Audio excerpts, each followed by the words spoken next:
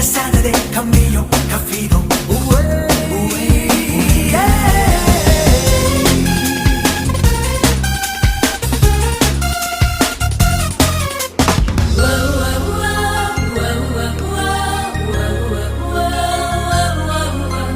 ಉಣ್ಣಲಿಲ್ಲ ತಿನ್ನಲಿಲ್ಲ ಮಠ ಮಠ ಮಧ್ಯಾಹ್ನವೇ